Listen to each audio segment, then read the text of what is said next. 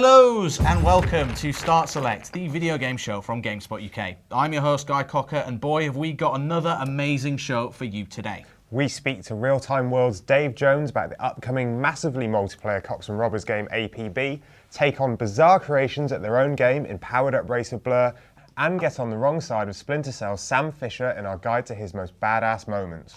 We've also got the winners of our Red Steel 2 competition to announce, as well as a new competition to set up for you to dragon punch your way to the top, thanks to copies of Super Street Fighter 4. But before all that, let's head over to Real Time Worlds for the lowdown on APB.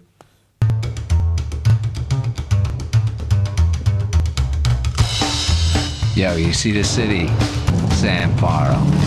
Lots of craziness, lots of opportunities, lots of choices, but only one that matters.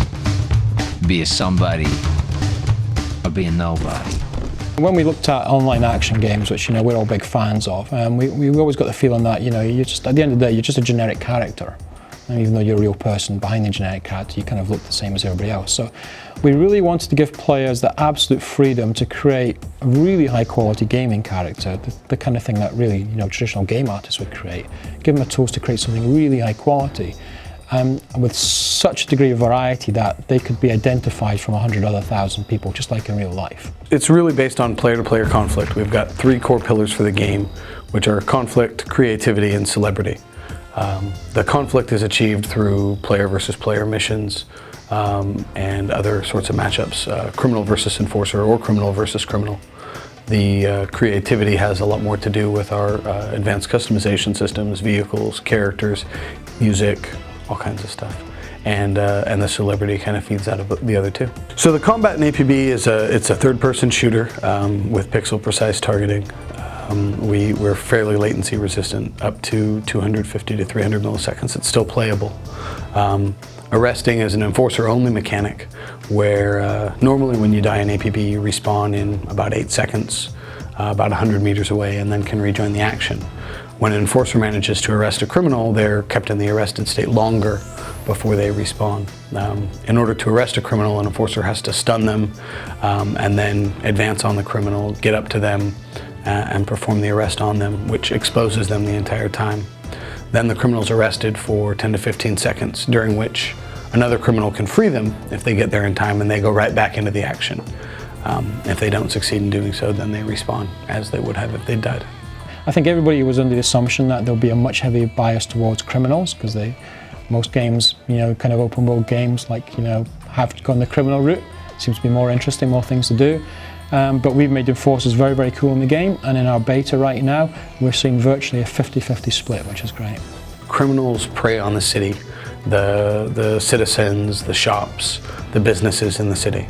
Enforcers prey on the criminals, and we've designed the mechanics with that in mind.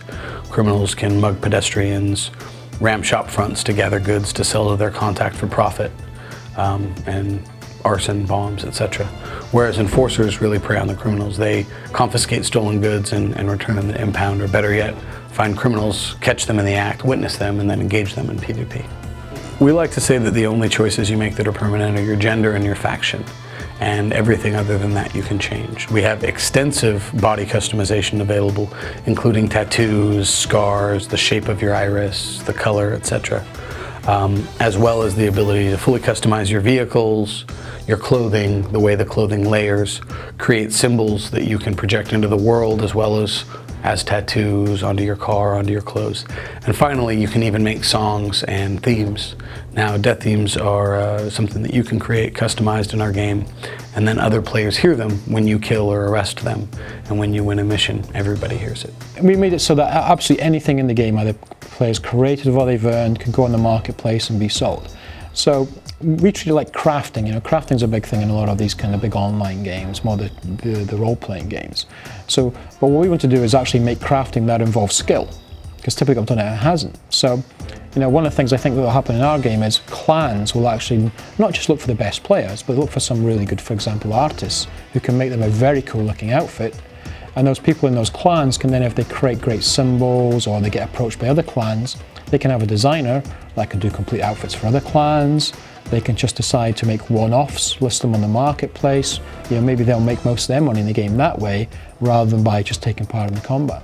So we've got two different types of districts primarily. We've got the social district, where players can go to customize, to trade with each other on the marketplace, to hang out, or to advertise their own wares. And then we have the action districts. Now there's two of those right now. One is the financial district. It's a large urban center with skyscrapers, lots of money, and the main conflict there is between the G-Kings, which is a skate punk gang, and the Praetorians, which is a more of a corporate metal ex-military enforcement group. And then we have the waterfront, which is a bit more warehouses and hotels and casinos. And in the waterfront, the two major forces there are the Blood Roses, which are a noir club criminal gang that does a lot of trafficking along the river, and the Apprentice Tigers, which are more of an athletic background, neighborhood watch program, if you will. You've probably seen a lot of outcry in the PC market about, people taking away dedicated servers from players. And those are dedicated servers that players seem quite happy to run at their own cost. So there's definitely, people want high quality online experiences, They don't want, terrible lobbies, terrible disconnects, waiting, queuing for games for a long time. So, so for that reason, we knew that there was a demand there. We knew that online multiplayer gaming was never going away, it's just going to grow and grow and grow. So we just made the decision that, let's bring it all in-house, let's make sure it's completely controlled, and make sure players always have a great experience in terms of the servers, and hopefully that they'll agree that, we can offer something that's value for money for doing that. We have lofty ambitions post-launch. So we just wanted to make sure we achieved enough at launch. And because I think actually people had massive expectations, because you kept hearing the term bandied about, it's kind of like GTA meets World of Warcraft, it's like a GTA MMO. So in some respects, you can't possibly deliver something like a brand new game that would meet those kind of expectations. But what we have done, I believe, is actually built a great foundation that, there's a lot of activity in the game right now. There's a tremendous amount of of gameplay time in there. But more importantly, and the players are telling us right now, they're getting excited about all the possibilities where this game can go. So it's just achieving that right balance, just the right amount to launch with, and just the amount to get people excited by.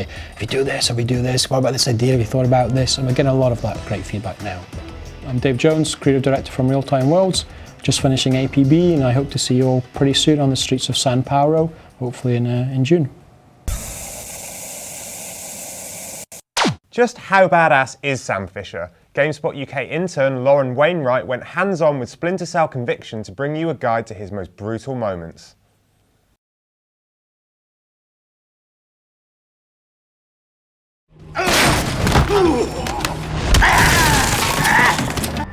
How about ring?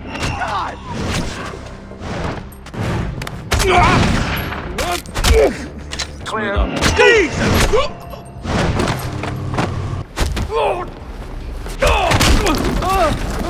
Hey everyone, I'm Lauren Wainwright with GameSpot UK. Sam's back and we've got our hands on his latest assault in Tom Clancy's Splinter Cell Conviction. With the focus switched to all out action rather than pure stealth, we wanted to show you some of Sam's top badass moments early on in the game.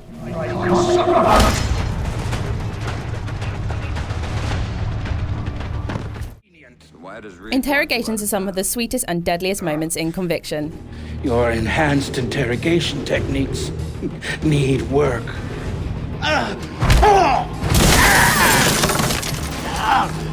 Have a good look at the environment and see what can be used against your prey. In this interrogation sequence, pull Sam's victim over to the TVs or sound equipment and enact some pretty brutal face smashing.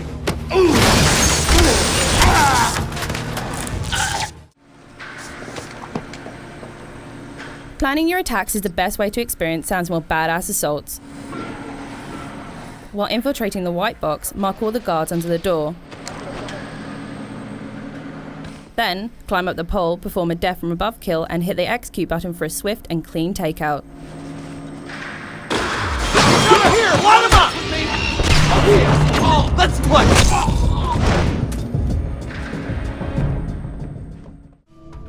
Who were you working for? I can't tell you! Let's treat the main bad guy Coben to the finer things in life. Why not offer him a drink? Or, smash his head against a piano. Play him out, Sam. Play him out. You might be Sam Fisher, but that doesn't mean you can charge in guns a-blazing. While infiltrating Coben's mansion, make sure to pull the Merc through the window before heading on in. It's not too shabby. This will give you the ability to mark and execute, so you can take out the two guys in the right room. It's up to us now, man. Man, did you see that list of meds going on? Before taking out the guy leaning over the balcony. This leaves you with another execute opportunity with the two men in the left room. Fuck, man! Silent and deadly. Our last piece of advice is to take your time. They'll get what's coming to them soon enough. First rule of a fight, never leave your feet. Analysing the area and planning your attack can prove quicker and safer than charging on in. Conviction is a stealth game, so keep that in mind when tackling larger groups of enemies.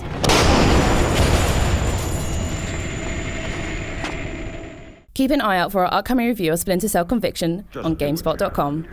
I always do, Sam. I always do.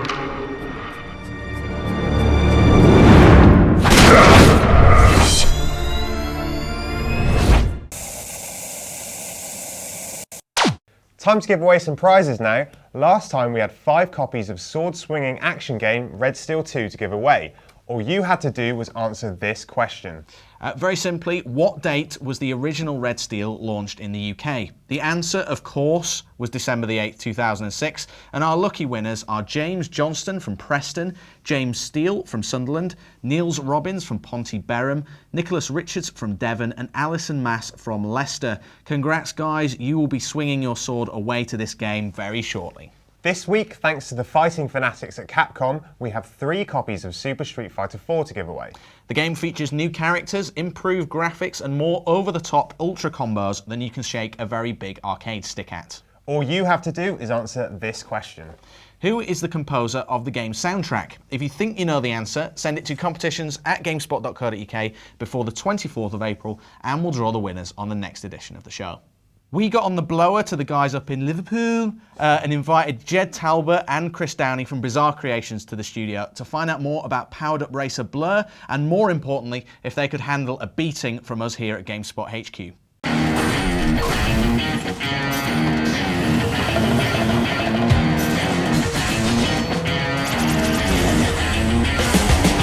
Recently, GameSpot UK ventured up to Liverpool to see Bizarre Creations' Powered Up racing game Blur.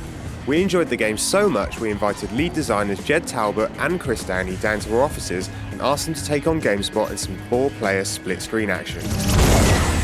So we're here with Jed Talbot and Chris Downey. How are you guys doing? Yeah, good. Good, thanks. And we've also joined once again by Guy Cocker. I'm not from Bizarre Creations, no. Much I'd like to be. So you're going to be joining me on the GameSpot team trying to kick these guys' ass at a 4-player split-screen Blur. We don't stand a chance. Probably not.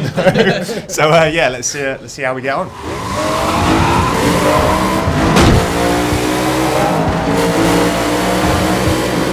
So what do I need to know as a beginner to this game?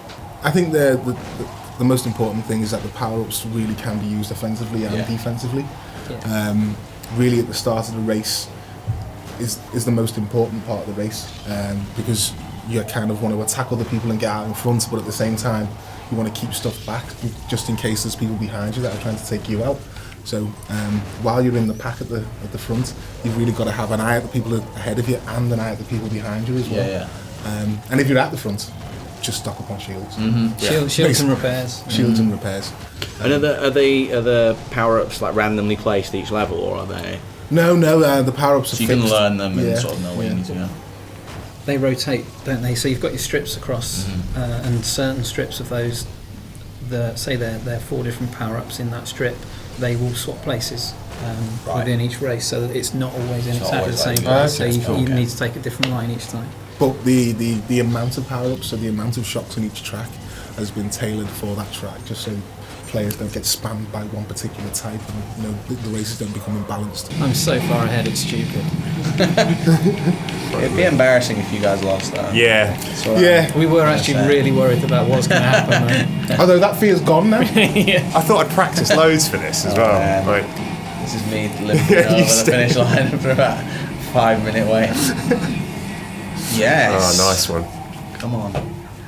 Maybe you should have had some 8-year-olds on standby.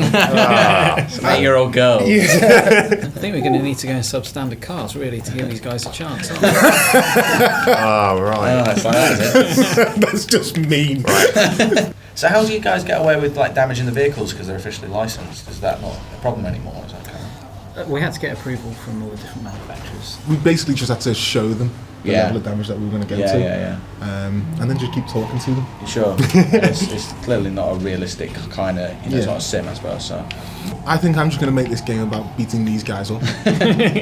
No way. Ramming Team us. GameSpot Team is going to GameSpot, kick some Team ass Orange. this time. I'm in second now as well. Look at that. Oh, there's no way to avoid that red ball coming in. You can usually deflect it with another power up. Ah, right. So if you've got a couple of, if you've got a barge, and it gets close, you can usually use a barge, or even a couple of, a reverse shunt, or a couple of bolts will do it. Yeah, you can drop a mine as well, and if it's in the path, it'll take it out. Sweet. So one of the things that you should do is always try and, before you use a power up, see who's around you, and if they've got anything like a shock or a shunt.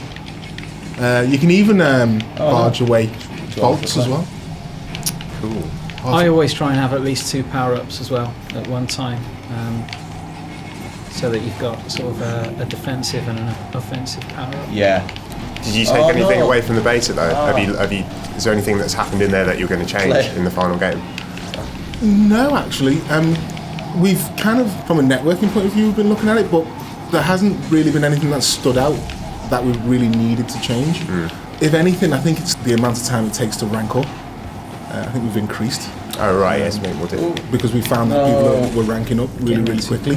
So that was one of the things that we changed. But other than that, we haven't really heard anything negative about about the game. So cool. And I believe I just won. I'm still getting way letting down Team GameSpot there, man. Yeah, right at the back. But fourth. Do we have points in this? Because a second and third probably still beat first. Oh yeah, that's true actually. So you've got this kind of addictive element where you press the trigger to, at the end of each race, you press the trigger to vote on each new level, and so it's like kind of like you just want to keep going and going and going and never stop playing Blur. That's what seems to be happening. Well, that's a good thing, I guess. Yeah. The idea was to kind of put it in players' hands, and if you give them a choice, then you're actually giving them something positive. You're allowing them to choose what they want to do next, which is a positive idea. At the end of the race, you'll tend to get stats about who was the best and who took the most hits, and all of that's designed just to keep people talking. So you don't get the situation where you've got a lot of smack talk in the race and then a lot of silence in the lobby.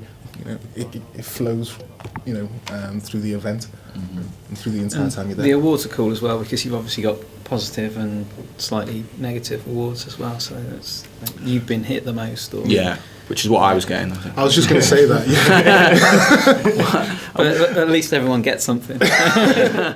Thanks to Jed and Chris for coming into the studio and humiliating us in front of the GameSpot audience. We'll be challenging other developers to a smackdown in future features, so keep an eye on GameSpot for more soon. Blur is due out on Xbox 360, PlayStation 3 and PC May 28th.